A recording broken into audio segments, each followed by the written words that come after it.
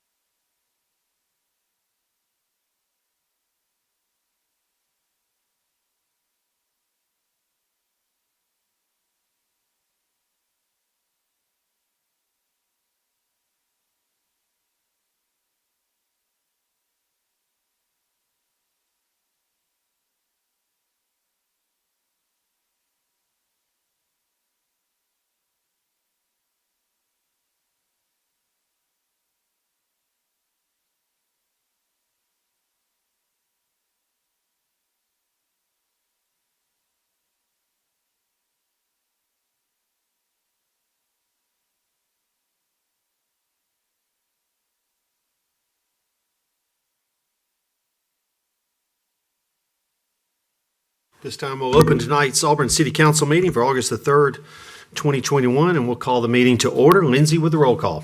Dawson. Here. Dixon. Here. Griswold. Here. Hovey. Here. Parsons. Here. Smith. Present. Taylor. Here. Witten. Here. Anders. Here. Would you please rise for the Pledge of Allegiance and then remain standing for a moment of silence? I pledge allegiance to the flag of the United States of America and to the republic for which it stands, one nation, under God, indivisible, with liberty and justice for all.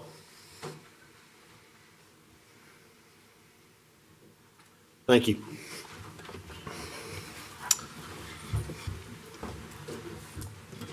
We'll begin our mayor and council communications tonight with our Employee of the Month video and our service awards. Greg?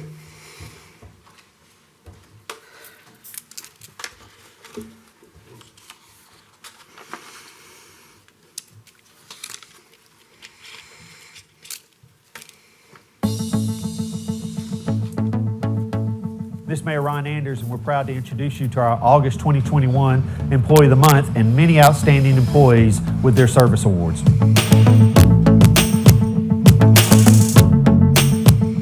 This is Mayor Ron Anders, and I'm pleased today to introduce you to our Employee of the Month for August 2021. I have a memo today from Eric Carson, our Water Resource Management Director, written to Megan McGowan Crouch, the Auburn City Manager. It is my honor to nominate Tommy Derek May as the Employee of the Month for August 2021. Derek was hired as a utility maintenance worker with the Water Resource Management Department's Collection System Division in October of 2013. That's a lot of words in your title, man. Derek was promoted to Collection System Heavy Equipment Operator in August of 14 and then promoted again to Collection System Supervisor in February of 2017. Derek previously spent 4 years working as the utility maintenance worker with the Auburn Waterworks Board. Derek's normal duties consist of supervising various maintenance staff and participating in construction, maintenance, and repair activities in the city's sanitary sewer collection system. Derek coordinates the scheduling of crews, responds to customer and citizen complaints, and prioritizes infrastructure repair and construction projects related to the city's approximate 350 miles of sewer piping and 9,000 manholes. Thank you for all that hard work. During his time as the collection system supervisor, Derek has worked hard to make sure that several large in-house city sanitary projects were completed on time or even ahead of schedule and at a significant cost savings to the city. Derek has tackled each project head-on and willingly accepts the challenges that come with them. He mentors and encourages his crews when adversity presents itself. Some examples of recently completed sewer main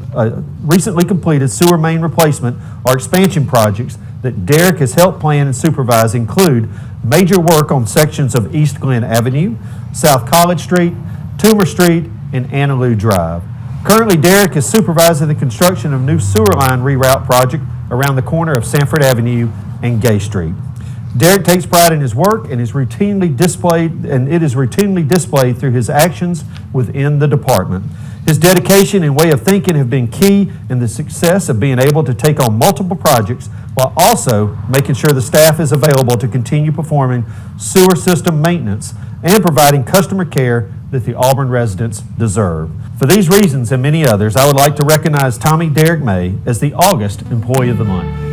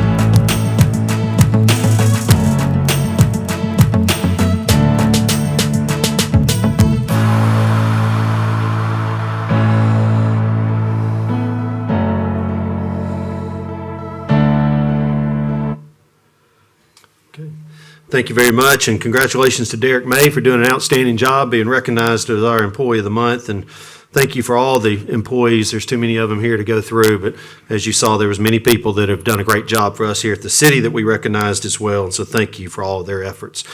During the committee of the whole, we didn't have any items on our agenda tonight, so we moved quickly through that.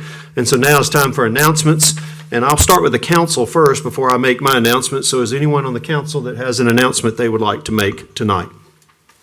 Yes, go ahead. Mr. Mayor. Sure, go ahead. Yeah, I'd like to express my thanks to the Auburn University facilities and grounds, particularly landscaping, for the improvements that they've made to the university-owned properties along North College Street. It's a significant improvement to the gateway to our city, so thank you very much. Thank you. Anyone else on the council have anything they'd like to say? Okay. I'll go ahead and move ahead. Just a couple of announcements. Tomorrow is the United Way campaign kickoff, and it'll be held at the Food Bank, and a member of the United Way board is on our city council, Mr. Jay Hovey. I'll let you take it from there.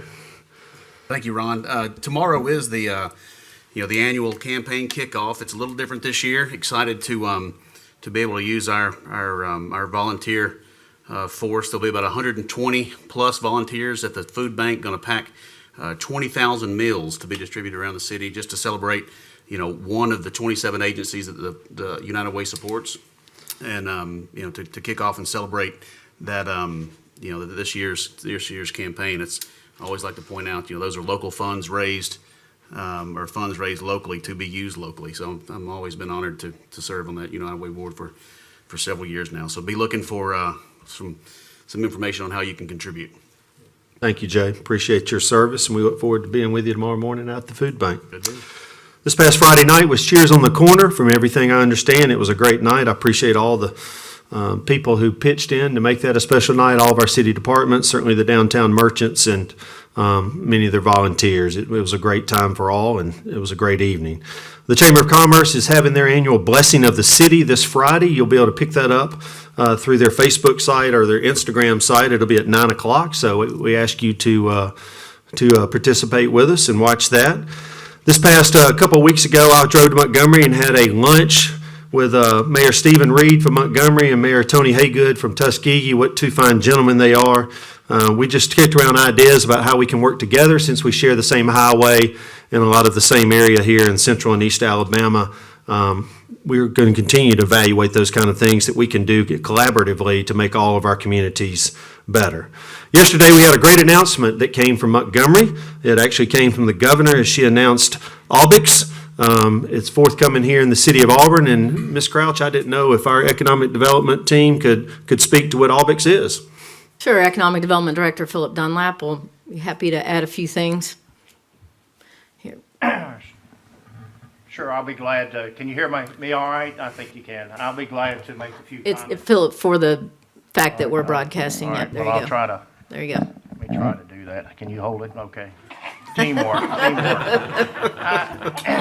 It was a significant announcement yesterday or Sunday, and it's something we've been working on for well over a year. We had our first meetings with this investment group in June of 2020 during the height of the pandemic, and discussions were made about building a sophisticated 21st century data center here in Auburn. We were able to work with them and getting this put together. They obtained their financing, substantial financing. It's a local group of business people, with the CEO being out of Atlanta, who's now moved to Auburn. It's not a heavy job creator, but it's not supposed to be. They'll create about, at full ramp up, they'll create around 20 positions, but these will all be very high paying jobs. It has the impact of an industry of 50 or 60 jobs. So it's a significant piece of infrastructure. It allows us to have direct access to very high speed internet. It will create a network of global connections that we don't currently have in Auburn. It will give us an opportunity to compete for more knowledge-based jobs, IT jobs, some more sophisticated investments. So it is very significant, and we appreciate, as always, the support of the City Council for giving us the resources that we can compete and win on. We really appreciate that very much. Thank you. Thank you, Philip. We appreciate your and your team's hard work on that project, and we look forward to getting open and being a part of our community. Ms. Crouch, I was going to ask if you would give the community an update on the parking deck that officially opened on Friday. On Friday, the Wright Street parking deck, delivering 350 spaces to downtown Auburn, opened. We opened it for free as we work through and make sure our kiosk and credit card machines are working. We anticipate this Thursday we will actually begin charging in the deck. Everything is functional. We had 270 cars parked there Friday night for the downtown event alone. So that shows how important that deck is, especially when we are moving forward with downtown events.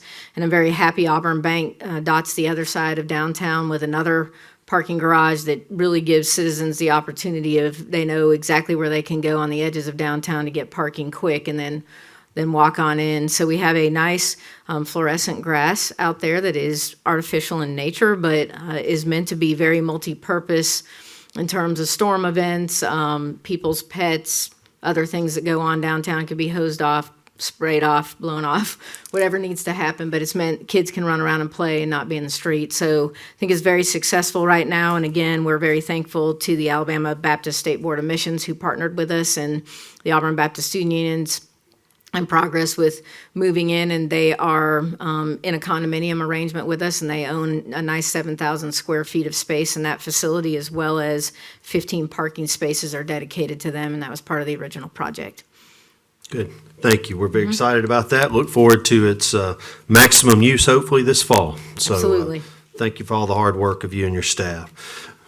A couple of weeks ago, there was a very difficult and could have been dangerous situation that occurred in a neighborhood in the northern part of our city. Tonight, I just want to publicly thank our public safety team, our police, and our fire team for the way they managed that situation. It was very dangerous, and they mitigated it, I thought, very professionally, and were able to keep others out of harm's way nearby in the neighborhood as well as within the family. So, Paul, if you'll extend our sincere thanks as a body to the people who work so hard for you in our police and fire division. We're very grateful for how they managed that difficult situation that evening. Next week is the first day of school on August the 10th. It is always a difficult time in Auburn as people readjust themselves to the ways of getting back and forth to all of our school campuses. We've gotten used to a different pace of life here this summer, and it seems that first week of school always hits us square in the nose, and we're not quite ready for it. I just encourage our community to plan well for next week and make sure you get up in enough time to get your child safely where they need to go, and to where you can patiently enjoy the first week of school with your child, which is such an important and tradition-rich time for all children as they continue to grow in our community. So we have worked with our school system to try to plan well. We obviously know that there are different bottlenecks in our city with multiple schools on one road, and so I just encourage everybody to be prepared for that. So speaking of schools, there are many of you here tonight that want to address the City Council about a recent decision that was made by our school board. There's nothing more precious in this community than our children, and we respect the fact that you're concerned about your children. I want to be very straightforward with you and say that the Auburn City Council has no oversight over the decision of the Board of Education. The Code of Alabama is very specific and clear that the powers necessary for the administration and management of the schools lie with the Board of Education. The Auburn City Council appoints members to the Board of Education, and that is our only role. We do offer resources. And this city has been very supportive of our school system for many years and providing them extra resources that are not mandated by the rules and the laws of our state to allow them to run a school system even better. That doesn't mean we walk away from our accountability to the citizens of this city, because we do make those appointments. And most importantly, things that are concerning to you should be concerning to the City Council. So we care what you have to say to us tonight. But I want to be clear and let you understand that the City Council has no means, no legal authority to review or to change the decision that was made by the school board last week. Your time to address the City Council will come at the end of the meeting. It is labeled Citizens Open Forum, and we'll ask you to step forward to this microphone and give your name and address for the record, and you'll have 3 minutes to share with us whatever you'd like to share, and we look forward to hearing from you. Okay? All right, at this time is Auburn University Communications.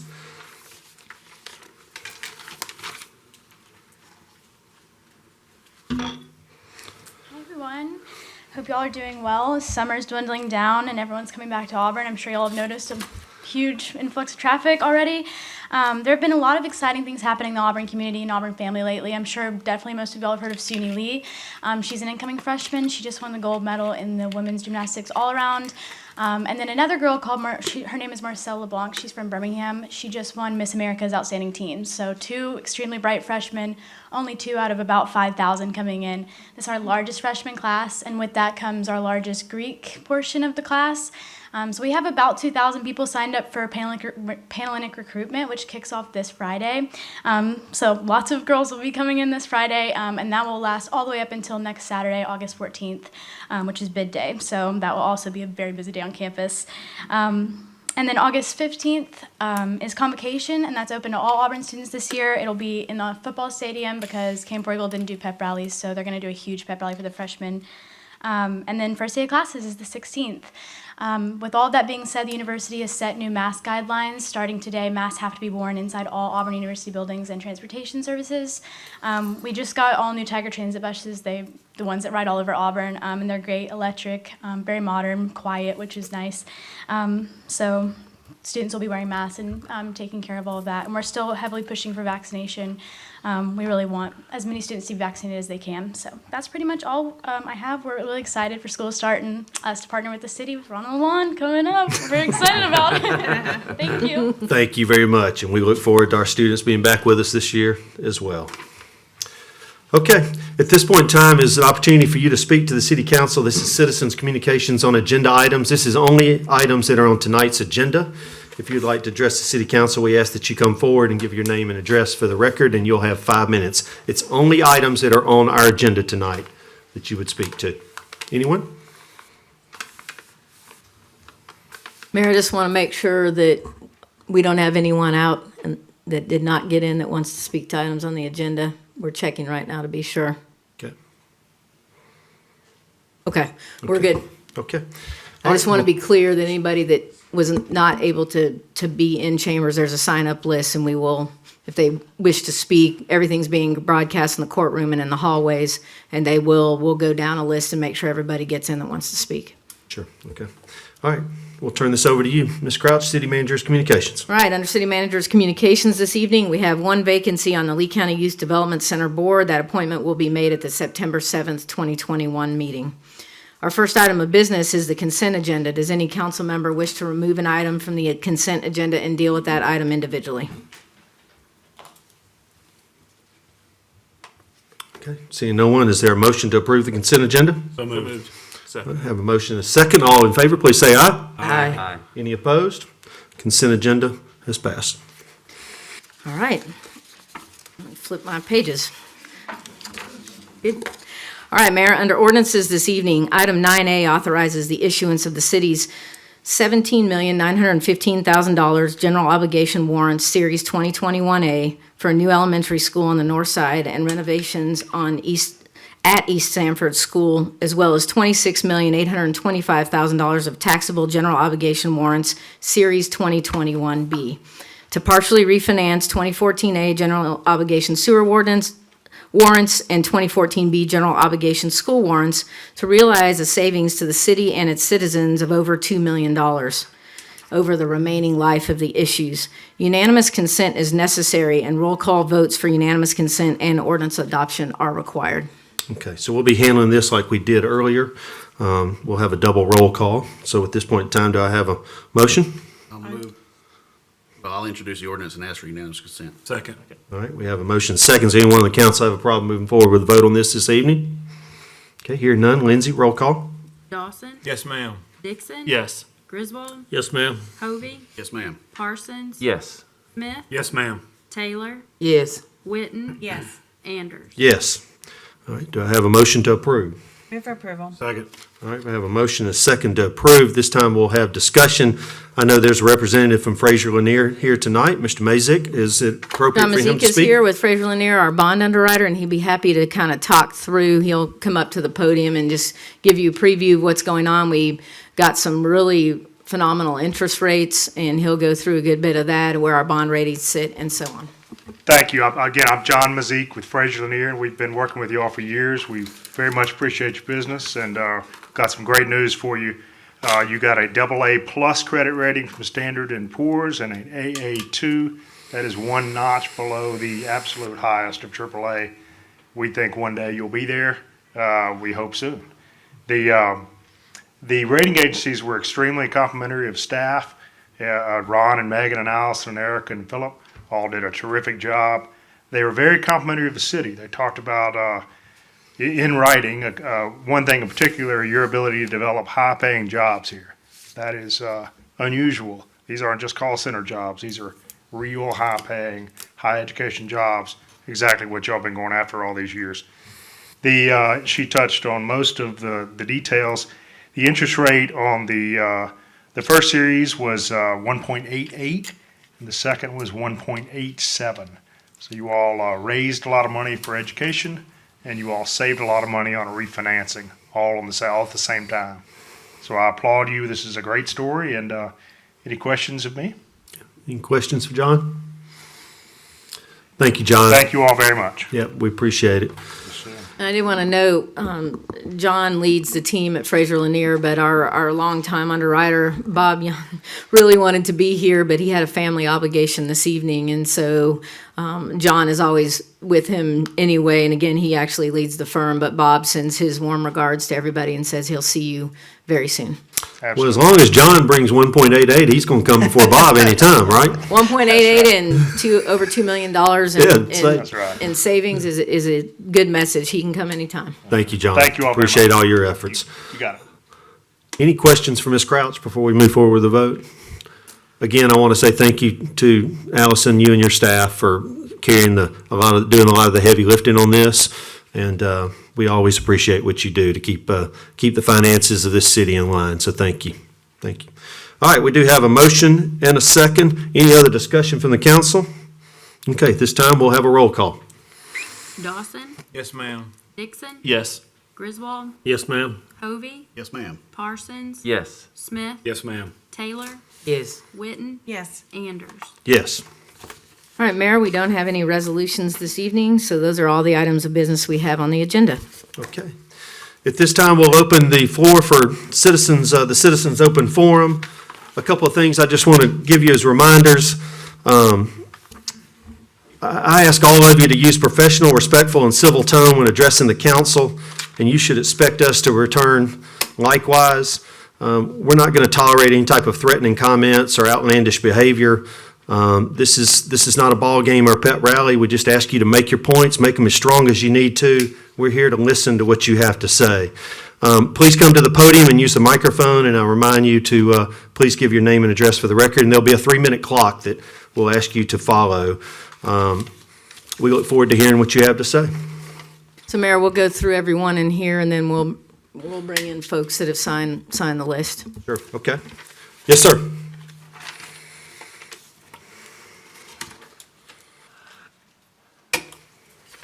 Thank you, Council. My name is Veselin Ruchev, and I'm resident of Auburn since 2005. Your address, sir? I'm sorry? Your address? 662 Enders Court, Auburn, Alabama. Okay. Thank you for the opportunity to let me talk tonight. I sent an email to all of you last night with all the data that we found as a research. I was going to talk about the data, about the increase in cases, but the flat line of the mortality rate that doesn't change, especially in children. This is virtually zero. I was going to talk about the numbers listed on CDC about Alabama with the leading causes of death. COVID is not even the top 10 currently. I was going to talk about different biosafety levels tonight of protection, which is what we're supposed to be wearing if we want to protect ourselves from COVID. This is a piece of cloth. That doesn't fit any biosafety level. And according to the new policy, I'm safe. Now I'm a super spreader, right? Now I'm safe again. I'm holding a piece of corn. That's it. But anyway, to address your point, Mr. Anders, that you guys have no authority over the school board. Fine. I just want to remind you guys that our Facebook group has close to 800 members in the last 5 days. And some of you guys were elected on the last elections with less than that. So come next time when elections arrive, we the people, by the people, shall have the last word. Thank you. Yes, sir.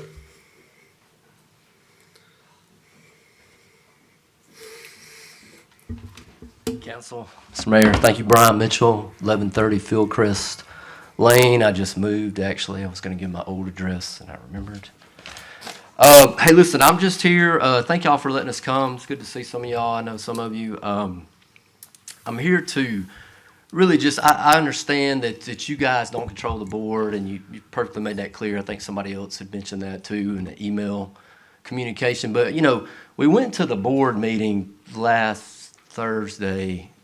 There was no response from them, and you know, who are we supposed to talk to about this? I mean, when you're dealing with people's kids and you just come out with some straight decision with no input from parents, or I mean, maybe they got input from teachers. I mean, you know, when I talked to one of the board members, they did say that they had numerous healthcare professionals at EAMC.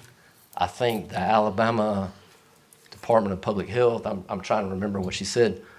But, I mean, you know, when we go to a doctor, sometimes we go for a second opinion in another town, right? I mean, we may go to other states even to get a second opinion. I just really want to, you know, get the point across. Hey, there's nothing wrong with making it a voluntary thing to wear a mask. I have no problem wearing a mask. I have to wear it some. I had to wear it all day. I was showing property over the weekend, not this weekend, but recently. It is very uncomfortable, let me just tell you. The thing was soaking wet. I got tired of talking. I'm sucking the mask into my mouth. You know, I'm a realtor. We talk a lot. So I could imagine the students, that's just one more obstacle that they are mandated to try to overcome so that they can learn. I mean, I think we need to think about the kids. Now, listen, I wanted to show you, he kind of did the same thing, the gentleman that just spoke, but this is my daughter's mask from last year that she wore. And I can see through it.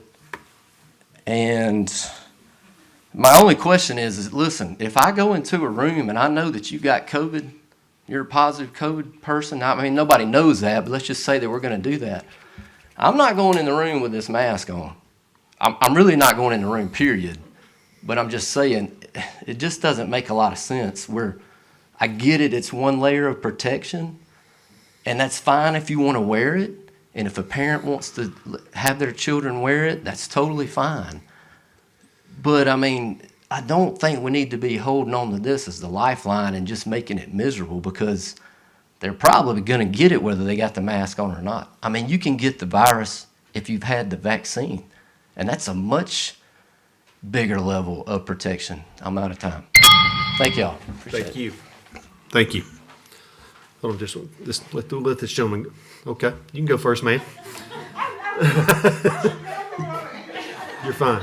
It's okay. Hey y'all, I am Stephanie Fellington and I live at 935 Falconer Drive in Auburn, Alabama. And I do want to let y'all know that I have a child who is rising ninth grader. She's 15 and she has a retina detachment, and I don't know if y'all know about this, but she's farsighted and her prescription in the left eye is a negative 12.5. I don't know if any of y'all wear glasses, but a mask is detrimental to her.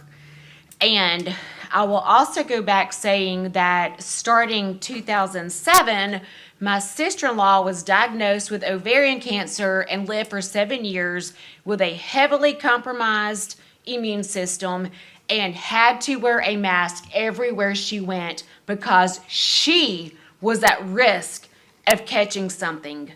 Now we are told that if we wear a mask, we are protecting you. We're not protected if we have a mask on. We're protecting everyone else. But it's so funny that if you have cancer or any other immune deficiency disorder, you have to wear a mask to protect yourself. But now the government is telling us that mask only is protecting others. Bullcrap. I'm sorry. I am sorry. I do not want a school board telling me that my child has to wear a mask 8 hours a day to protect others from her being safe. I'm sorry. I don't agree with it, and I don't like it, and that's not fair. That is my child, my baby. I should make that decision for her, not anyone else. And I know that this is not y'all. I understand that. But we are reaching out today. We are so desperate that we want to change this. Something has got to change to where our voices as parents, we can stand up for our children and stop letting others tell us what our kids are going to do. And that's all I have to say. Thank you. Okay. Yes, you can.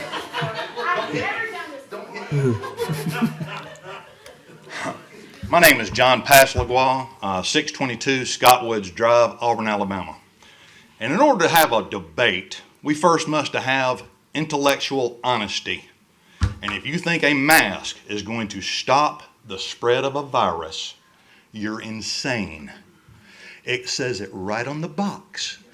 Does not prevent the spread of viruses. But you're telling me and expecting me to believe that that plexiglass between you two are protecting you? Come on. So intellectual honesty, out the window.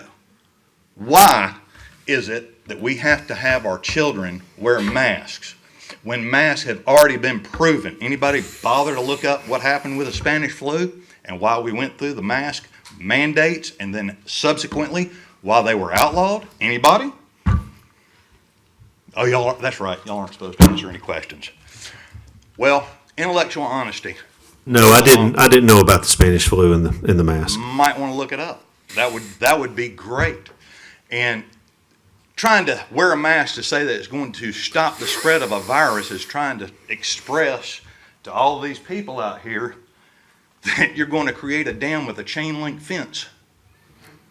Ain't going to happen. Now, I believe the reason why we, the people, are so upset, and I understand that y'all don't have any responsibility here whatsoever about the school board, but y'all appointed them. So ultimately, you are responsible. And we, the people, are tired of these excuses, 6 fingers of blazing of blame pointing at everybody else. The blame and the buck stops right here. Y'all appointed them, deal with the consequences. And that's all I got to say. Yes, sir.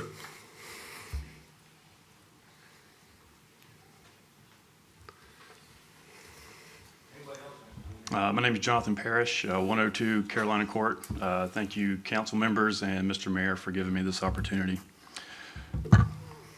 So what we do with our bodies is a personal choice.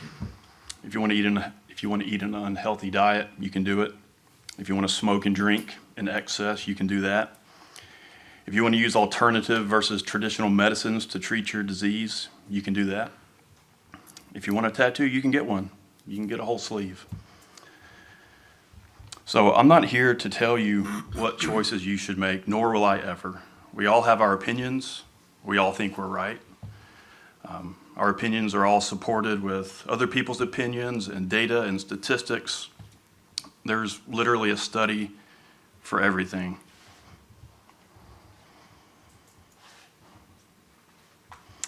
So we can argue till the end of time about which way is better and probably won't ever change each other's minds. You know, we could debate, do masks work? Do they not? Do they cause harm, physical or psychological? There's doctors on both sides of that issue.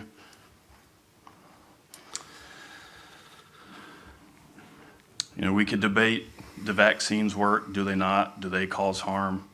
You know, there's doctors on both sides of that issue too, reputable doctors. The inventor of the mRNA vaccine technology, Dr. Robert Malone, who's devoted his entire life's work to vaccination, said he wouldn't take it, that it's problematic. But if you want to take it, that's fine. It's okay. I'm not here to debate which path is right for you or your kids. I'm not here to mandate that your child not wear a mask. I'm not here to mandate that you don't get vaccinated. I can't do that.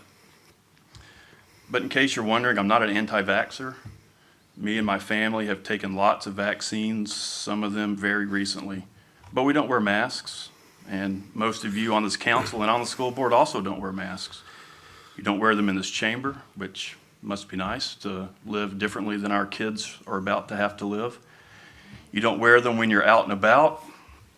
You don't wear them at church or restaurants. You don't wear them at new teacher orientation just a couple days ago. Your kids don't wear them at Sunday school. Your kids don't wear them at indoor sports practice, and people see this.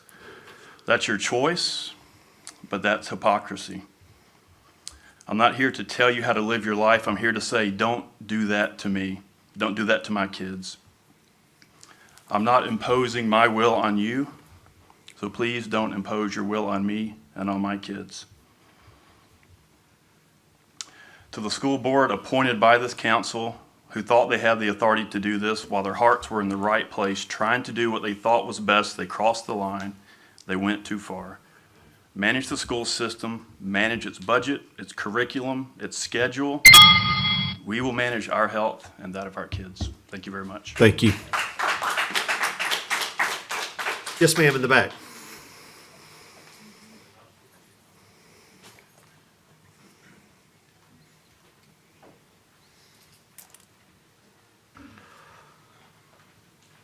Thank you for allowing me to speak, and I ask that you forgive my emotions. It's 'cause they're okay. gonna come. It's all good. Take your time. I'm Angela Perry. I live at 1060 North Point Circle, Auburn, Alabama. Of course. In Auburn City Schools' mission statement, at the very end where it talks about strategies, it specifically says, "We will tailor learning and teaching to the unique needs of each student." Further down, it says, "We will foster and promote family engagement to ensure student success."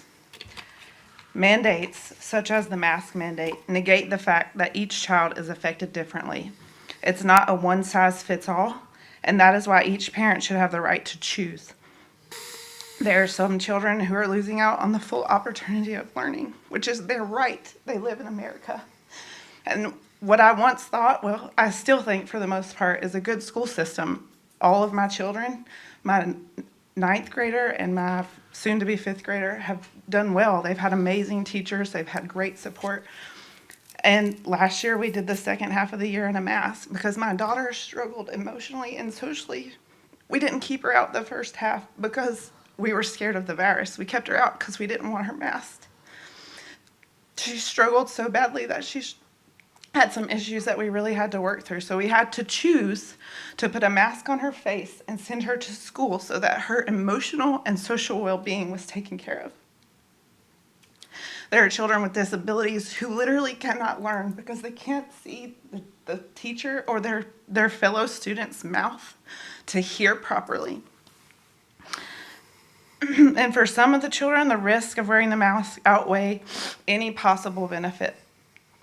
It's not doing what's safe for all students when parents and students don't get a choice to consider, and a choice in considering that we all have different health and learning needs. Thank you for the opportunity to speak. Thank you.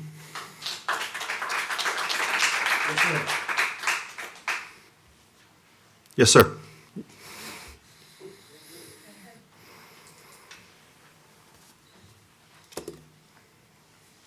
Mayor Anders, ladies and gentlemen of the council, Herbert Walter DeMar Jr., 412 Opelika Road, Apartment 111. I came to speak to you tonight on another matter. I signed up to serve on the Auburn 2040 committee, or whatever it's called, and we were supposed to get communication about a meeting that supposedly took place yesterday, either here or at the police headquarters, and this is concerning the public safety part of the Auburn 2040 plan. Now, according to another committee member who got a hold of me yesterday, she did not get any communication. She did not get an email or anything. Now, because of the weird weather, the heat advisory much of last week, and then the storm threats the weekend and even yesterday. I didn't feel safe to go somewhere to check to see whether I got it. I also noticed that concerning the committee that I'm on, I didn't find out about it until the kickoff last month. And I had to actually go to it to find out what committee I was on. Now, I don't know about the communication situation involving Auburn 2040, but I would hope that you would step it up and let us know when these things are going on, because we are interested How do you normally receive your communication? via email. Okay. Now, I do check email notifier. Now, we do receive the email notifier concerning other things. Right. But, It wouldn't be on there. It would be an email address that we would send that to. Am I correct, Ms. Crouch? All the communication would be sent through email. And we were asked at the public safety get-together at the kickoff to write our names and email addresses on there. So I don't know what happened, but, I just want to make sure that we get this straight so that we can, Your name is on the Public Safety Committee list, so we'll have to check and make sure your email address is accurate. Okay. So you're Because- definitely on that committee. Because according to one of the members, she did not get an email. So, Well, we'll double check that. and I thank you very much Yeah. for that. Thank you for signing up. One more thing in the 37 seconds I have. I was up here before speaking as part of the Lee County and AACP 5038 branch, which I'm no longer on for reasons not to blame them. But I addressed the concern about the reappointment of one of those members. And now, after hearing what's happening tonight concerning the mask mandate, this is why we had our concerns about, making sure that all the I's are dotted and all the T's are crossed and reappointing any board member. And that's all I have to say. Thank you.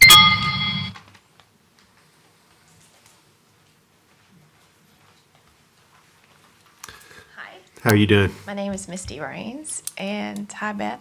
Hi Jay. I live at 1431 Mosswood Place, Auburn, Alabama 36830. And I am here on the premises of my religious faith and convictions. I'm a Christian, and I follow the Bible, and I raise my family on the premises of such. And given that our founding fathers founded this country on the premises of religious freedom, I felt it was a worthy argument to bring forth. In the Bible, in Revelation chapter 13, there is a passage that speaks about a beast that will rise up out of the earth. And that beast would require a mark in Revelation 13, 16 through 17, that all men would have to receive in order to buy or sell, in order to work or have a job or to participate in society. That word mark actually is the word sharagma, and it means sharag. It actually means to sharpen to a point, a pale or a stake. That mark also is a mark of identification and allegiance, whatever you trust or put your faith in or put your hope in. And so as a result of that, there's not to get into the details of what the Greek means and what all that is, but right now, my biggest concern as a Christian is how far we allow our state board, our government to dictate. If we can say that this is what you must put on your child, then is our government going to come in like they're doing in New York right now, saying that you must have this mark, you must have some sign of allegiance before you can enter a restaurant or a store or a business or receive an education. And given that colleges all over this country right now are requiring this particular mark that has come upon the world to be vaccinated or not to be vaccinated and is segregating societies, is a legitimate concern for Christians and those of religious faith, that if you can tell my child what to put on their body, why am I not going to expect in a few months for you to tell my child what they must put in their body in order to, as the mayor of New York said today, actually, to participate in society, you must be vaccinated. And given the fact that Australia is under martial law right now and Israel's locked in their homes because they're not vaccinated, given what's happening in France right now with the passports going out, as a Christian, I have legitimate concerns for how far. I think as a nation, as a city, we need to step back and ask ourselves, are we willing to give away our bodily autonomy in the name of fear? Decisions made in fear always lead to suffering. Decisions made in faith always lead to life. And I think that before we begin to continue making decisions in fear, we should reconsider whether or not we should walk by faith. Thank you. Next. Yes, ma'am.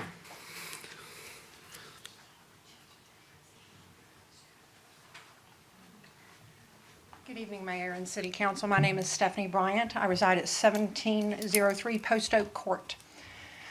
Tonight I'm speaking to you as a body, but I see you as individuals. At some point, sooner rather than later, you will have to choose who you will serve.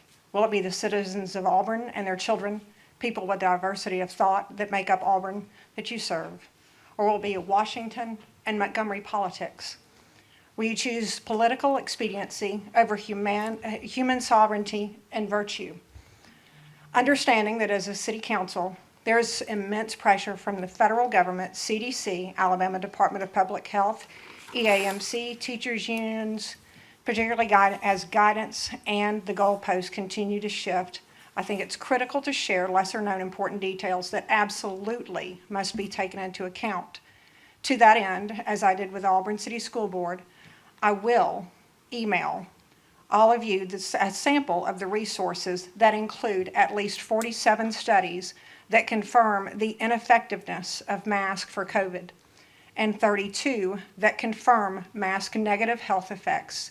These are just some of the resources my child's father and I used to make our own informed decision for our child's health. I take issue with collectivism and coercion being the default position of government taxpayer-funded schools and now medicine, which should heal, not divide. These systems have somehow erroneously come to the conclusions that they have a more vested interest in the health of my child than his father or I, and that public health is better served by fear, platitudes, and propaganda. Not once in 15 months have I seen a PSA from the CDC, EAMC, the City of Auburn, or Auburn City Schools that teaches the value of a healthy immune system, rest, fresh air, and a healthy diet. Exercise, laughter, and most importantly, human relationships. Terror has been spoon-fed instead of facts that would have offered reassurance on the safety of our children. Many have been manipulated, even by local news personalities, into being fearful and to hate neighbors that don't agree with them. Have we forgotten that asking questions and listening to answers is how we learn? Multiple sources, especially those that contradict, give way to informed decisions. The decision to force masks on Auburn City Schools children sent a clear message that the doctors at EAMC have come to the uninformed decision that the parents of over 8,000 children in the Auburn City Schools system are incapable of looking after their own children's best interest, and that our school system agrees. I hope that you will take time to study these resources. To make it short, to finish it up, I'll leave you with one final question. What type of people force the burden of public health on their children? You may choose to look the other way, but you can never again say you did not know. Thank you. Thank you. Oh, by the way, also totally different. I know I can't approach you. I'm leaving these for you. These are mask data sheets here that give a very clear view. Thank you for your time. You just hand those to the city clerk at the end there. She'll be happy to distribute them. Thank you. Who will be next?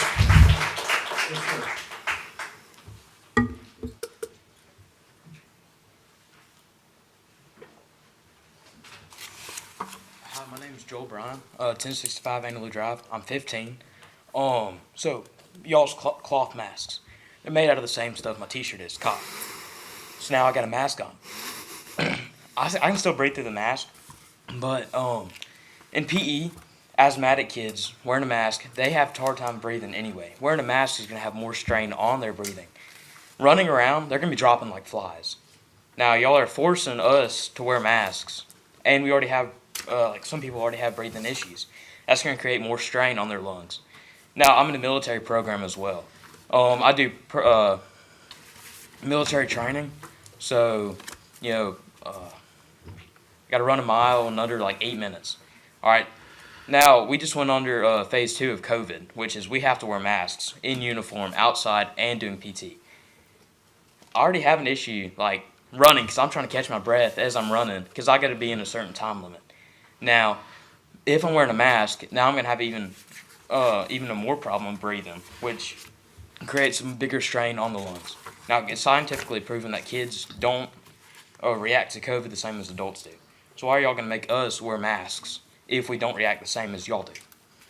And, I can understand where y'all are coming from, trying to protect everybody, but if our parents don't want us to wear masks, y'all can't force us to. It's our body, our choice.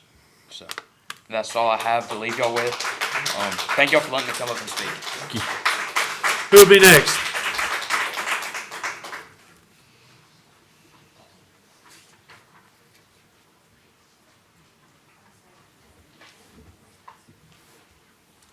Hello, my name is Melissa Montgomery.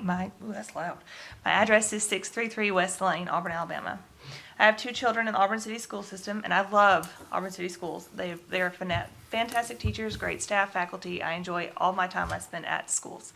However, I do have an issue with the masks, and I know that you have said that you have no control over what the Board of Education does or what their decisions are as far as the masks go with our children, but you did appoint them. And if we don't talk to them, if they won't listen to us, which it was clear last Thursday that they have no interest in listening to anything that we have to say, who are we supposed to talk to? When does it stop? Nobody masked up for the flu. Nobody cared about my health every year when the flu is killing thousands of people all year. Children are affected by the flu. You didn't mask up for my health last year, or 2 years ago for flu. You didn't mask up for my health last year. I didn't mask up for my health for flu. But we're expecting our children to sit in a classroom and mask up for something that they're probably not going to get and they're not going to infect each other with. Last year, our kids played it. They all wore a mask like they were supposed to. Last year, they weren't allowed to take them off, even outside, even during PE, only to sit and eat because you don't spread COVID when your mouth is open while you're chewing. But they had to wear them at all times. At all times. I had several phone calls last spring from the school nurse, from my child complaining of headaches multiple times. Child has never complained of a headache a day in her life. And she did at least on 8 different occasions during March, April, and May. That's not a coincidence at all. If you can't do anything directly with the school board that you appointed, who do we talk to? When does it stop? When do we stop masking up our kids? When do we stop making them where they can't see each other's faces or play with each other because you might get sick? Kids are disgusting. Kids are nasty. They get sick all the time. That's how they build an immune system. If you keep blocking off their faces where kids put their hands in their mouths, they get sick. You build the immune system by getting dirty, by being exposed. They're kids, and we're teaching them that they can't say anything. Their body, that doesn't matter. You're taking away my parental autonomy over my child. I can't make a decision that I feel is best for her. That's not fair. So if we can't get you to do anything about the board that you appointed, who do we talk to? Can you tell us, any of us, who we need to speak to make a difference? Because we're not going to stop. These are our children. Our children. And I know several of you have emailed me back feeling the same way I do. Who do we talk to? Thanks.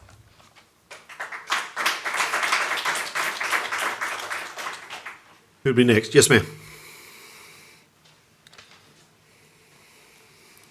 Hello. My name is Ann Spencer. I live at 918 Falconer Drive, Auburn, Alabama. I think the problem that most of us parents had with the decision that the school board made was that we were told it was based off of the recommendations of EAMC and local pediatricians. There's a letter that was signed by pediatricians, and in that letter, the second paragraph starts with, "We believe." Not "we know," Not we have found that masks work, but we believe. We are putting protocols in place on our children based off of beliefs of doctors that have been cherry-picked. Because in that letter was not every pediatrician in the Auburn area. It was some. It also said protocols were extremely effective last year. Based on what? Where's the data? Where does it show that those masks actually stopped the spread of COVID in our schools? The other issue we have is that that EAMC likes to put a lot of data out, and it's based off of percentages. So when you hear a percentage of 50% of COVID cases end up in the hospital, it's scary. But when you actually break it down into numbers, the population of Lee County is 164,542. The number of positive COVID cases in the last 7 days were 203. That is less than 0.12% of the population. There's also been 34 hospitalizations, again, out of 164,000 people, less than 0.02%. I just ask that we use common sense, that we look at the numbers and we actually see, is this worth it? Because you heard a numerous number of parents talking about the issues that have not been addressed. There's anxiety that we are putting into our children. And is it worth it for 0.02% of the population? And in that 0.02, how many of those are even children? I understand that you have no control over the board. I understand that. And just like everybody else said, you have a part in this because you appoint them. So instead of you telling us what you cannot do, I just ask, what can you do? What can you do to help us? To help us be able to make that choice on our own for our children instead of somebody else telling us what we should do. Thank you. Thank you.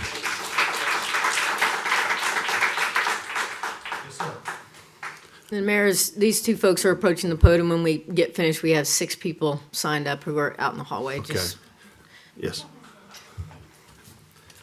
Good evening. My name is Brendan Bryant, 1703 Post Oak Court. Y'all have heard a lot from parents tonight. I think it's about time you hear from a student in your school system. So I went through the mask mandate at school system last year, and I didn't agree with it last year either. But I'll give you my experience. So I'm an athlete. At football, we were required to wear them at workouts. And at workouts, of course, you're breathing heavily, and you're already struggling to breathe in air. With the mask, it made it even harder, and it was noticeable. It wasn't one of those things that's like, okay, I'm guessing it is. It definitely was, I could tell. Also, in class, I drink plenty of water during the day, so it wasn't dehydration. I found myself becoming nauseous, and as soon as I pulled the mask down and breathed for a second, it went away. So I see an obvious connection to the mask there. I don't know if you all see it, but I do. And also, to force this upon us, I get people can choose their health. People can choose how they promote their health values and their wellness. But to force kids, which the death rate is 99.998%, that's 1 in a million chance of dying under 18, to force us to wear a mask, it's not even proven that they work, that cause nausea, in my mind is kind of foolish. As well as the flu. I'll give an example on that. Did we ever wear masks for flu season? I don't remember doing that. And I don't remember COVID ever being as deadly as the flu for us under 18. We're talking about students here. So why force us to wear it? Now, forcing people to not wear them, I'm not saying that. That's radical, and people might not be comfortable with that. But I am saying to allow us to choose. You can't force other people's health upon me. I can only control my own. And to do that is unjust and wrong. Thank you guys for your time. Thank you. Lisa. Hi, my name is Andrea Tobin. I am the face that you can thank for all of this. My address is 1123 Northwood Drive, Auburn. I just wanted to speak to you guys, actually as a student myself. I am a returning student to Auburn University, and the struggle I faced academically with the mask mandates is paramount. I can't hear my professor. I get fog seeing the PowerPoint with my glasses on. It's a distraction for me, and I'm a grown adult. So when I think of sending my rising kindergartner and rising second grader back to school with a mask on, I can only imagine how frustrating it is for them in that learning environment. My son was born with a cleft lip and palate. He has to have tubes in his ears. He has to have speech therapy. If he cannot see people talk and hear them appropriately articulate, which I cannot do when people are in masks, then neither can my son. If he cannot have the opportunity to move his mouth and not have his mask stuck to his face, he cannot appropriately learn how to speak. 30 minutes twice a week with a speech therapist is not going to undo everything that the mask is doing to him.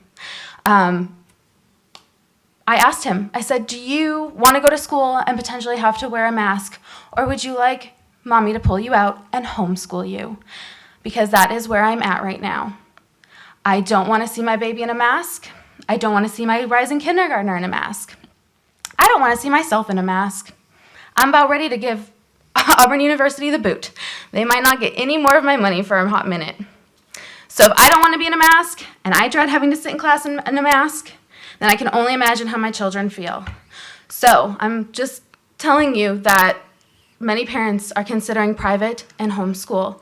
We do not want our babies in a mask. We don't want you making that choice for us. Please leave that to us. Thank you for listening. We got so much more attention from you tonight than we did the board of directors. So thank you. I appreciate it. Thank you. Yes, ma'am. Who would be next? So We have 8 people now, but we've Does got that a few include people. this gentleman in the back? No, a few people have rotated in. They may be on the list. okay, sure. Yeah. Yep, and that's fine. The folks are just rotating it Okay, as they not a problem. can, so. Jorge Ponce, 1645 Crescent Boulevard here in Auburn. I actually wasn't going to say anything. I wasn't even going to come, to be honest with you. But I know the data. I've done it. I'm in the respiratory business myself. I've seen COVID. We've provided oxygen for patients with my business. I go into these doctors' offices all day, every day. At EAMC, I go in there. So I know the data, okay? But I like to use my common sense. I asked my little boy yesterday, it was actually Sunday, I said, Levi, I said, not to coerce him. I just wanted his real opinion. He's 8 years old. And I said, Levi, what do you think about the mask? He goes, Dad, I hate those things. I said, why? He's like, I can't breathe. I can't, when I start breathing through my mouth, it goes inside my mouth. And I said, so you don't want to wear it? He's like, no, please, I don't want to wear that thing this year. I said, okay. And this is something, and I know that you guys can't make the decision. I get that, okay? But you do have influence, more than we do, probably, just because you do appoint who's on that board. I wasn't at that board meeting. But I said, this is something that I think all of us as parents, I'm sure all of you have kids as well. I said, who's your authority? He said, you, Daddy. I said, is your teacher your authority? He said, no, sir. Okay, I said, just remember that, okay? Because Daddy loves you, and he's going to make the best decision for you. So just take that in consideration when it comes next week, that as far as my kid, he knows that Daddy's the authority, and he knows that he's got to obey me. You know what I'm saying? So just something to think about, even with your own children as well, when they go back to school. So thank you. Who would be next? Yes, ma'am.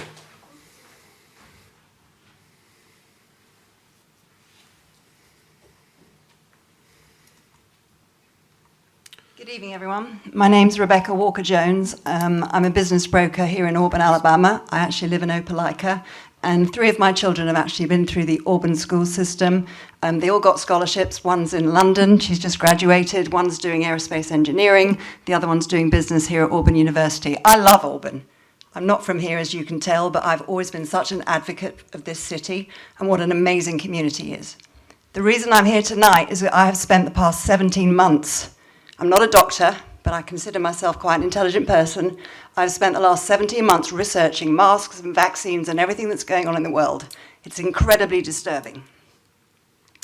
The long-term consequences of wearing face masks can cause health deterioration, developing and progression of chronic diseases, and even premature death. Wearing face masks has been demonstrated to have substantial adverse and psychological and physiological effects. These include hypoxia, shortness of breath, increased acidity and toxicity, activation of the fear and stress response. That's really important for our kids, right? We don't want them to grow up as fearful human beings.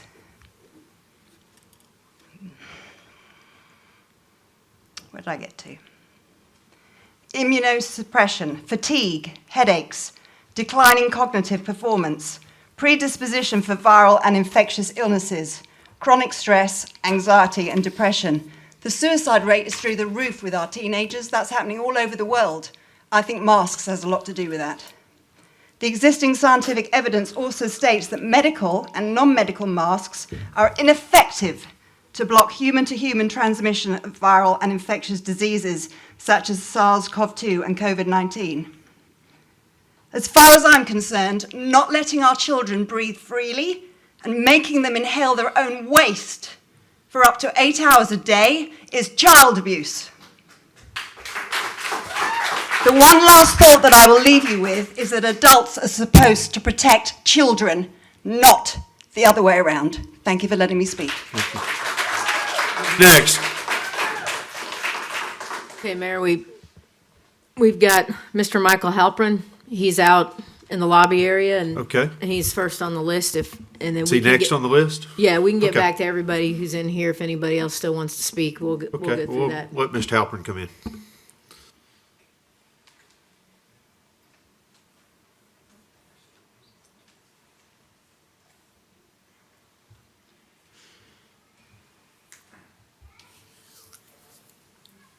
He's coming, and next after that will be Leanne Pinkard. So just to.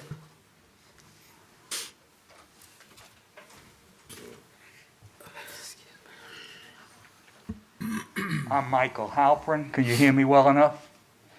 I live at 913 Say Circle in Auburn. I've been an Auburn resident for almost 40 years.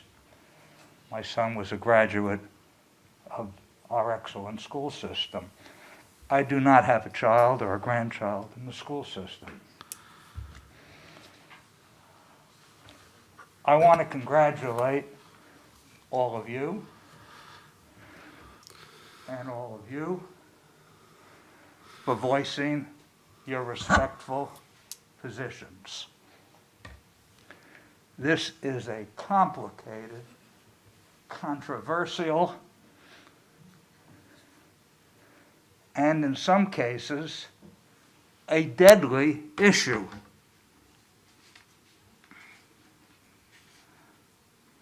It concerns me that Auburn's being torn apart over this. And I know it concerns you. Leaders have to lead. There's one good way to get rid of the mask. 99% of the people who have died were not vaccinated. Our school children have to be vaccinated for polio, for diphtheria, for measles, and others. But nobody seems to be complaining about that. That has saved lives. According to recent reports, and some of the things out there, we all know are not accurate. More than 400 children have died. They weren't vaccinated. So let's get rid of these terrible things. Some of you have such strong, positive reasons for it. Some of you have children who have an important medical issue. Some of them may not be able to get vaccinated. Those are the exceptions. But if we vaccinated kids for all other things that they need to enter school, why not do the same and get rid of these? Now, I'm not alone. I am alone tonight so far. Can you wrap it up, Mr. Halpern? Wow. The OA News today. Hospitals increase. AU requiring masks. The editorial. Let's get masks going. As I said, I'm not a big mask person, but I want to save lives. The USA Today. Mr. Halpern. So, folks, get your kids vaccinated. Let's get rid of the masks and let's protect all of us. Thank you. And agree that Auburn will continue to serve all the people respectfully, no matter what their opinion is. Thank you. And move forward. And Thank you, Mr. Halpern. Who will be next? Leanne Pinkard. Okay. Is she coming in from outside? Yes, and then Okay. Emily Elliott will be right after that. Yeah.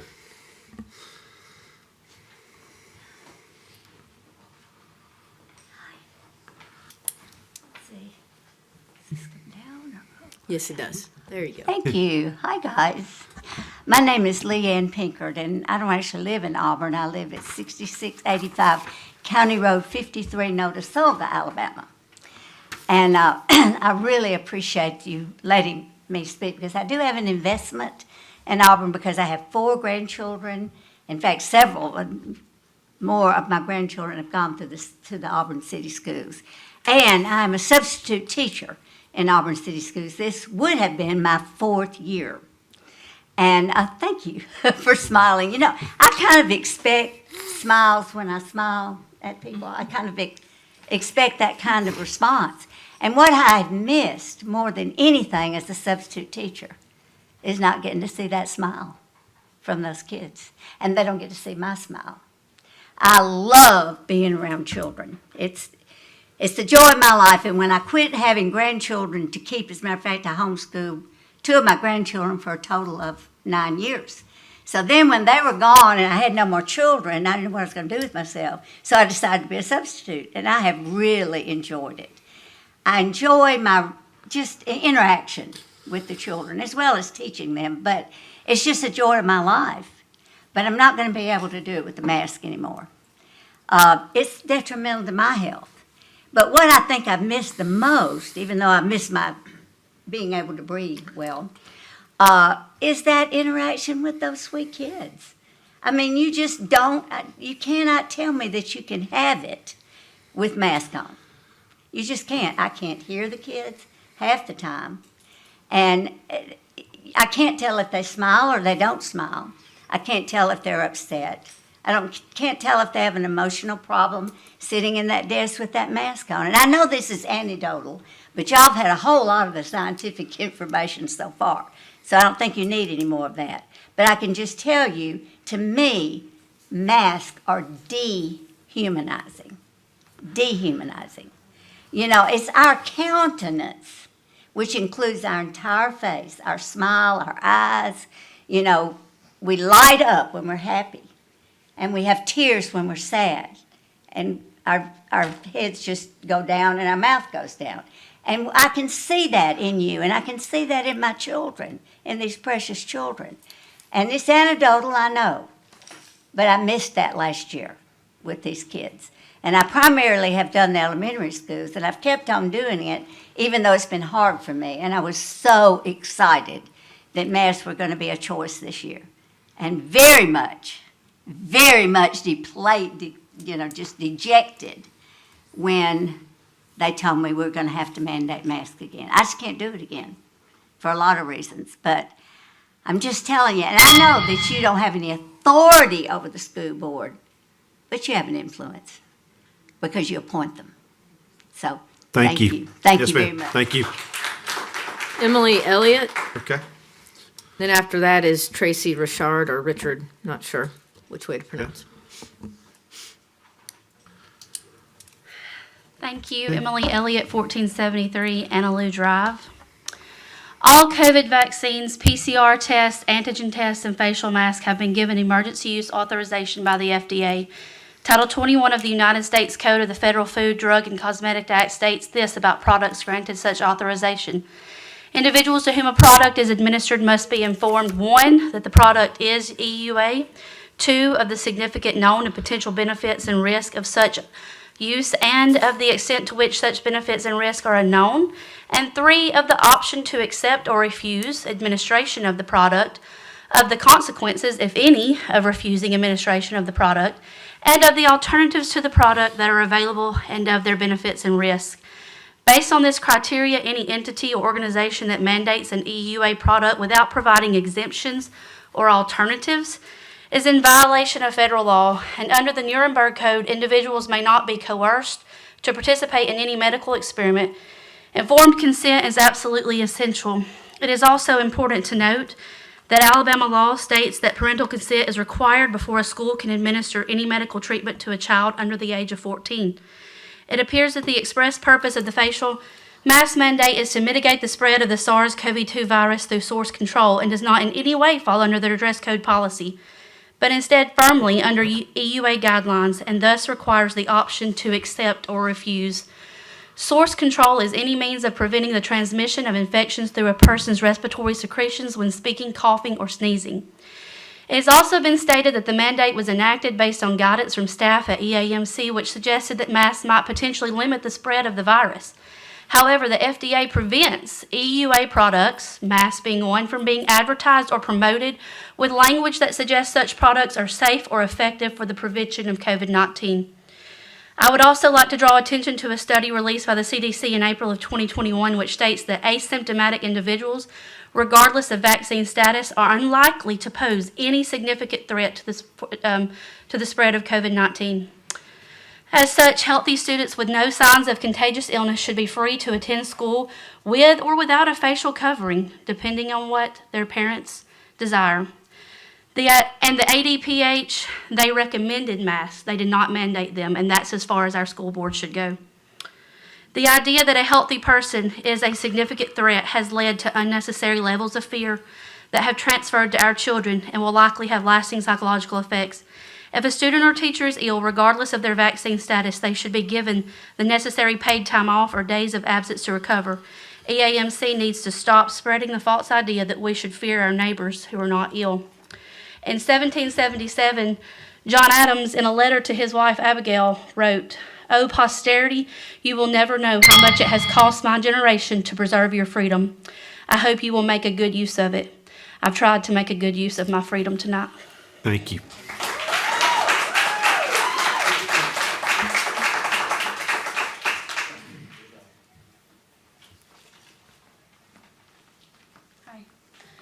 My name is Tracy Richard, and I live at 1690 Covington Ridge in Auburn. I spoke the other night at the school board, and I want to thank you all for listening to us tonight. I have 2 children in the Auburn School District. I'm pretty much going to repeat what I said the other night, which, my daughter Hope has really bad asthma. My daughter Nicole has a speech impediment, and it breaks my heart to see what has happened to them this year and since they were masked. Every one of you has the ability to have courage, and that's what we want. I have hundreds of students that I teach at Auburn University, and I can tell you, I'm not sleeping at night, and I know many of them aren't. I spent an hour on the phone with one of my students the other day who has stress, and he has, his brother died during COVID, not because of COVID, because of suicide. And he cannot bring himself to schedule his classes because he is so stressed out over these masks. He's an extrovert. He needs love. He needs attention. He needs communication. And he needs to be back together with his friends, trying to live life normally. There is no data that supports that these masks work, including from Dr. Fauci's personal emails that have been released and practically scrubbed from the internet. The superintendent said the other day that they would continue to look at the data. What data? Are they looking at how impactful masks are? Because I can tell you they are impactful. They've had a horrible impact on my home, my students, my children, my neighbors, and my family. In closing, I just want to read a few lines from Thomas Paine. These are the times that try men's souls. The summer soldier and the sunshine patriot will, in this crisis, shrink from the service of their country. But he that stands by it now deserves the love and thanks of man and woman. I know every one of you could come and say, we don't have any control, we don't have any say, it's up to the board of the school board and the superintendent. We don't have any say either. Each one of you has a voice. We voted for you because we believe in you. And we want you to appoint people that will listen to us, because let me tell you, mask mandates are one small step that lead directly to vaccine passports. And my oldest daughter, who is in New York now, has to have a vaccine passport to go to work. And it is so close, and I ask for your courage. Thank you. Thank you. Yes, ma'am. Dune, Who's next? Anna Muldoon. Okay.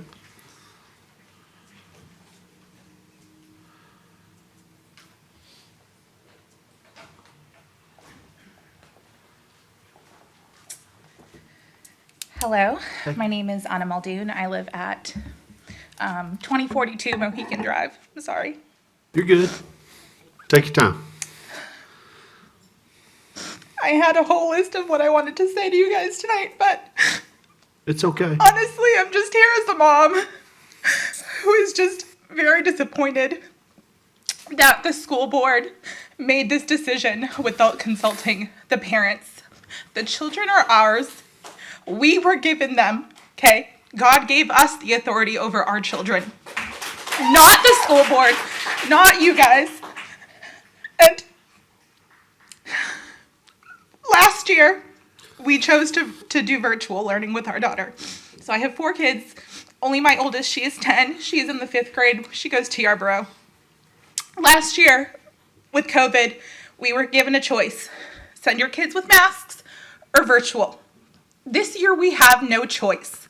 It is send your kids to school with a mask, or, as I've been told many times over the last few days, you can homeschool them, you can send them to private school.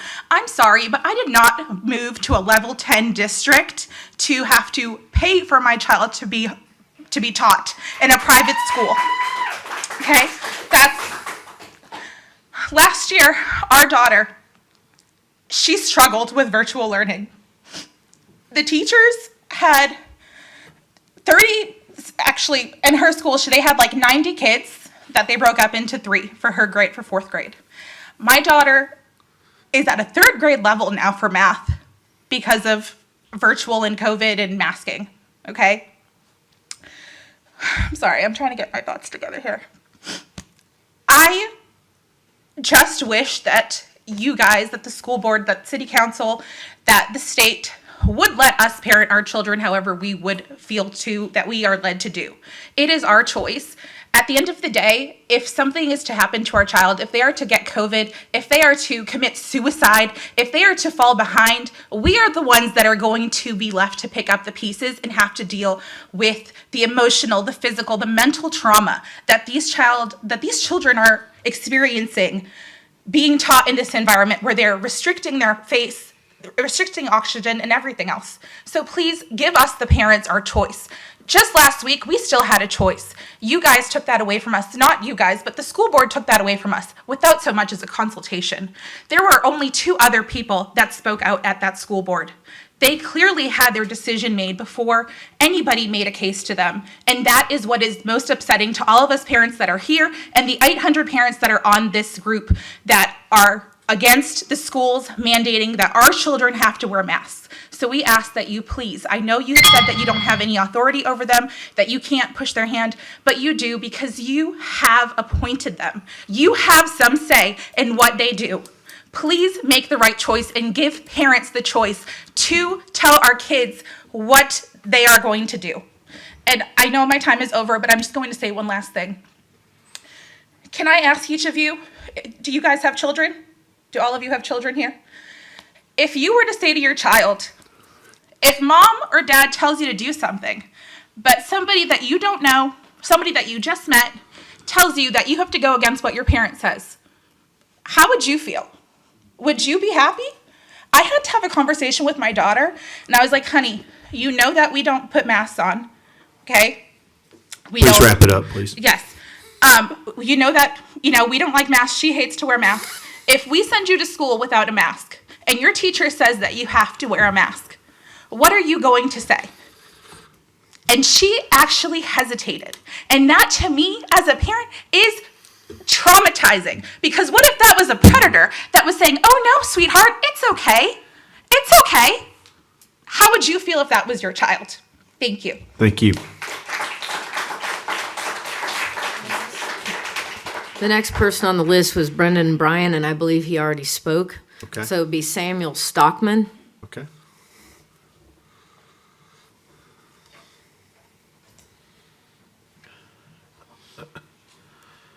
Hello, my name is Samuel Stockman, and I live 1308 Hampton Drive, Auburn, Alabama. I just wanted to let you guys know, working at school doing classwork, wearing a mask, it's getting harder and harder to breathe. And it makes you feel kind of nausea doing your work. And running around PE, nobody wants to be wearing a mask, playing fun games and stuff. And the only time that you get to have as a mask break is one at a time going outside, if you're lucky, or eating lunch, where you can't talk to your friends from being social distanced. I mean, what if my parents say, if they ask you to wear a mask, say no. I mean, you don't want to disrespect your parents. Like, nobody wants to do that. What else was I going to say?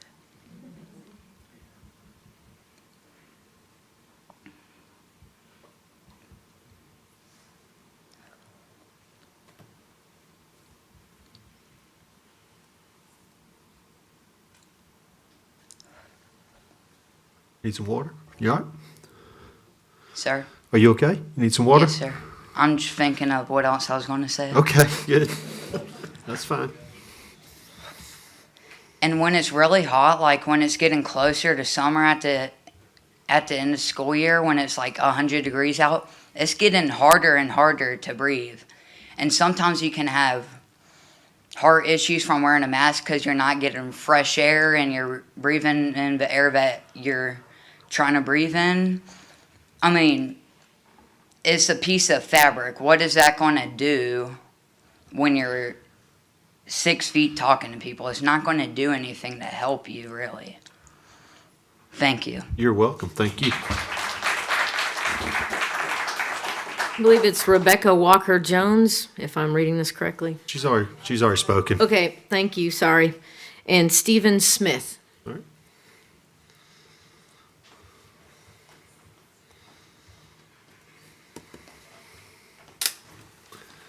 Good evening. Just wanted to make a few comments. I'm sorry. Name and address. Stephen Smith, 807 Sockapatoy Court, Thank Auburn, you. Alabama. Thank you so much. Just want to make a few comments, kind of underscore a lot of the things that have been said.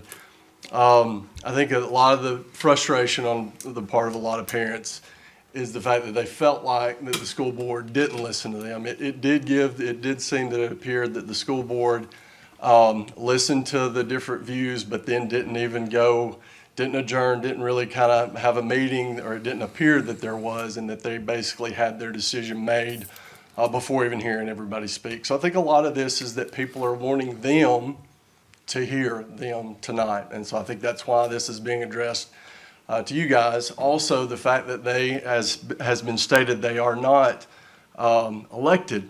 They're not directly, they don't directly have responsibility towards the people, not being elected officials. And as has been pointed out, you guys are, and you've appointed them. So I think there's some accountability expected from you guys in that regard. But at any rate, I just want to make a few points. I am a health practitioner. I am a local pharmacist in the area. And the fact that these masks are being mandated, not suggested, but mandated, I just want to give some thoughts just for all of us to consider, for the school board to hear and consider in their decision, which can be, as I've recently heard, I believe South Carolina maybe recently reversed their mandate, so we're hoping for that. But at any rate, there are, and you can ask, I would challenge every one of us to ask our friends that are health practitioners, doctors, nurses, whomever, are there any randomized controlled studies that show or demonstrate that masks work against respiratory illness? Randomized controlled studies. There aren't any. We have studies going back 100 years to the Spanish flu that show to the contrary. The only study that we have specifically regarding COVID is the Denmark study, which occurred last year, and it showed no statistically significant effect on prevention. Norway looked at doing a mask mandate, but their public health study found or showed that they would have to mask 200,000 people absolutely perfectly to prevent one infection.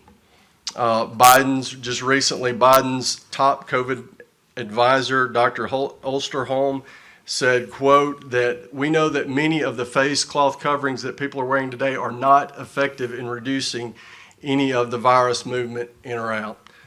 Ms. Elliott already talked about the FDA emergency use authorization, but I just would want to underscore that, and I'll make this really brief. Section 564 of the FDA Food, Drug, and Cosmetic Act, to issue emergency authorization use for any medical device, which would include a mask, you have to be given an option to accept or refuse.